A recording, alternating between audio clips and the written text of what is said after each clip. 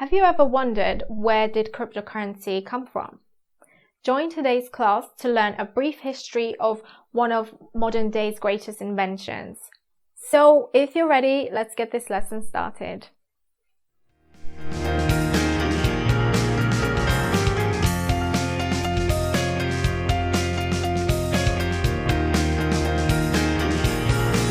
As you now know from our first class, Bitcoin was the first ever cryptocurrency. Bitcoin's network became operational in January of 2009 after the mining of the first block of the blockchain, called the Genesis block. It has been continuously up and running since then. Before this milestone could have been achieved, it first needed to start with an idea. The idea of a digital currency has been around since the early 90s and was a popular idea among techno-libertarians such as the cypherpunks, as well as free market economists like Milton Friedman. These ideas took many years to develop and led to a number of false starts throughout the years. Then a mysterious person or persons joined the scene and published a white paper in 2008 called Bitcoin, a peer-to-peer electronic cash system. This paper would ultimately bring to the world the first cryptocurrency.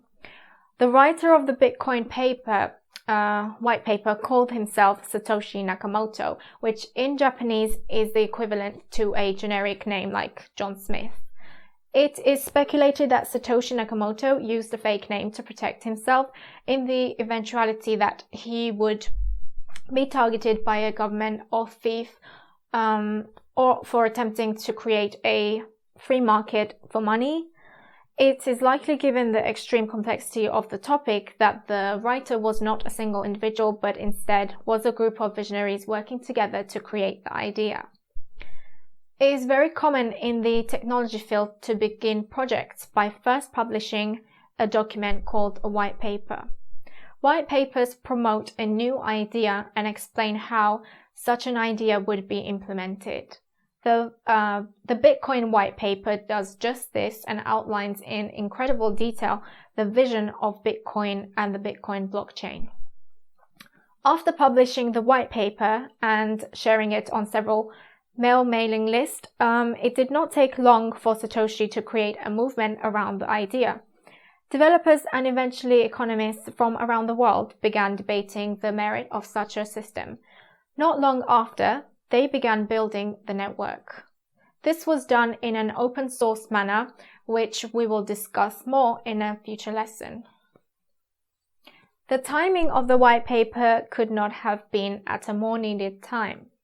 The global recession was in full swing, and a generation of thinkers were learning of the shortfalls of the current financial and monetary systems and were looking for alternatives that better reflected their values. Such an environment was ripe for the idea of cryptocurrency to take hold. Before long, the cryptocurrency economy began to take shape. It wasn't until 2 years later, on May 22, 2010, that the first real-world Bitcoin purchase occurred. A programmer purchased 2 large Papa John's pizzas for 10,000 Bitcoins.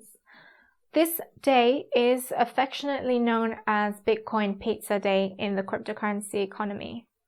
While Bitcoin was the first cryptocurrency, many have since been created, each with a unique history and story to tell.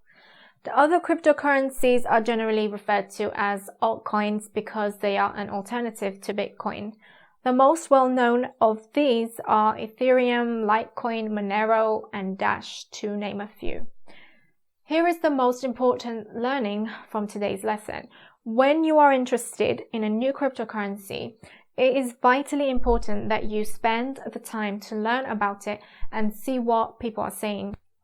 There are many bad actors in the cryptocurrency space who will attempt to deceive you, and you will need to use your best judgment to determine what is legitimate and what isn't.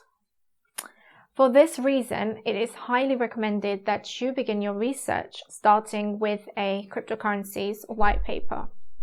From there, you can highlight the things you don't understand and begin researching through online forums for the answers to your questions. Chances are, if you have a question about how something works, someone else has asked the same question somewhere online and received numerous answers. We create these videos to support crypto in the Armenian communities. If you like what we are doing, please consider supporting us by contributing to our crowdfunding campaign or becoming a sponsor. We'd like to thank this semester's sponsor, the Children of Armenia Fund, for their support of the Հայկական Crypto Դպրոց. In 2018, Co-op opened their first Smart Center. The center provides residents of Armenia's rural communities an opportunity to obtain a non-formal education and skills development, offering free training in information technology, arts, communication, ecology, healthy lifestyle, business, and civic skills. To learn more about them, please visit their website. I hope you have found today's lesson helpful. Your homework for today is to subscribe and like the page. Our next lesson will focus on what sort of problems do cryptocurrencies solve. Bye for now, my dear students. See you in the next class.